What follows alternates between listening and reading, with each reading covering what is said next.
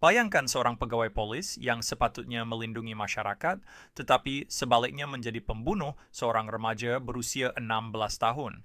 Hari ini kita akan membongkar kes mengejutkan Susana Morales yang mencerminkan masalah sistemik dalam penguatkuasaan undang-undang Amerika. Dan yang lebih mengerikan, ini bukan kes terpencil. Data menunjukkan peningkatan mendadak dalam kes-kes seumpama ini. Betul tuh. Jom kita lihat kronologi kes nih. Susana dilaporkan hilang pada Julai 2022 dan selama 7 bulan, pihak polis menganggap dia hanyalah remaja yang lari dari rumah walaupun keluarganya berkali-kali menegaskan sebaliknya. Ya, dan apa yang berlaku seterusnya sungguh mengejutkan. Pada 6 Februari 2023, mayat Susana ditemui di kawasan hutan pinggir Atlanta.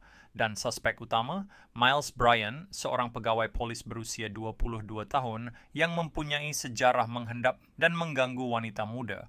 So, macam mana seseorang yang ada sejarah macam tu boleh dilantik jadi pegawai polis?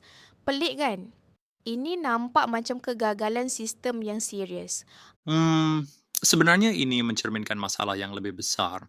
Pada tahun 2022 aja, 1.176 orang telah dibunuh oleh pegawai penguatkuasa undang-undang di Amerika. Jumlah tertinggi sejak 2013. Dan satu kajian mendedahkan 405 kes rogol yang melibatkan pegawai polis antara 2005 hingga 2013. Dan kita perlu ingat bahawa angka sebenar mungkin jauh lebih tinggi kerana banyak kes tidak dilaporkan. Apa yang lebih membimbangkan adalah tren kehilangan wanita muda berkulit hitam dan Latina yang meningkat sejak pandemik. Di Washington DC sahaja, berpuluh-puluh kes masih belum diselesaikan. Tepat sekali. Dan ada masalah besar dengan cara data ini dikumpul. Kebanyakan kes wanita Latina yang hilang dikategorikan bersama wanita berkulit putih menyembunyikan skala sebenar krisis ini. Apa tujuan dibuat macam tu?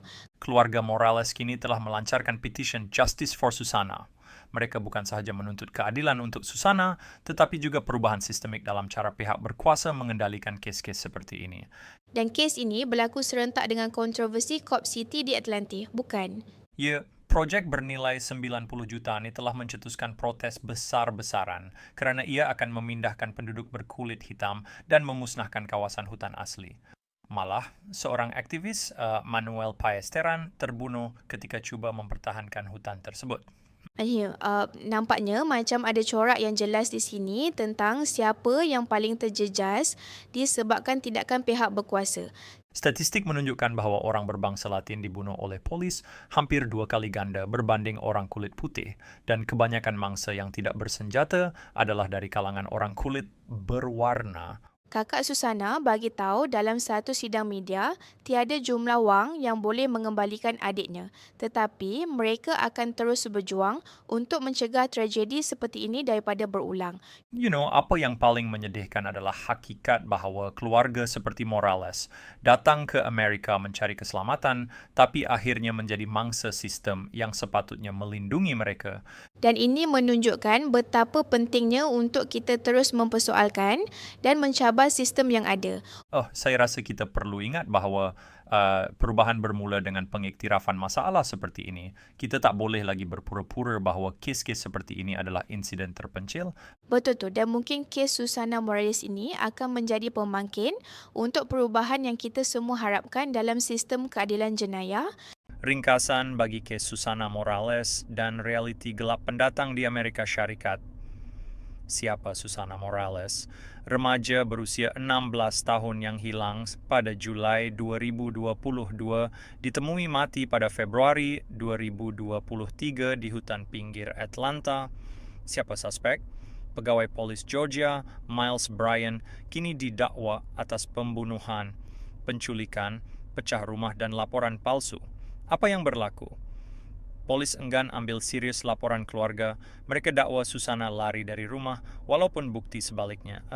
Masalah lebih besar, pertama, pendatang dari Amerika Latin datang ke Amerika Syarikat untuk keselamatan, tetapi menjadi mangsa keganasan polis. Kedua, data dari tahun 2022, sebanyak 1.176 orang dibunuh oleh polis di Amerika Syarikat, majoritinya orang kulit hitam dan Latina. Ketiga, pegawai polis yang terlibat dalam jenayah seksual sering tidak dipecat, 15 ada yang dinaikkan pangkat. Tuntutan keluarga Morales, pertama, siasatan telus oleh polis Doraville. Kedua, hukuman penuh ke atas Miles Bryan. Ketiga, proses laporan orang hilang dikaji semula. Keempat, ketelusan dalam siasatan remaja hilang. Fakta mengejutkan, kes Susana adalah remaja Latina ketiga ditemui mati dalam sebulan di kawasan Atlanta. Terima kasih kerana meluangkan masa dengan kami hari ini. Jumpa lagi dan jangan lupa untuk like, komen dan share.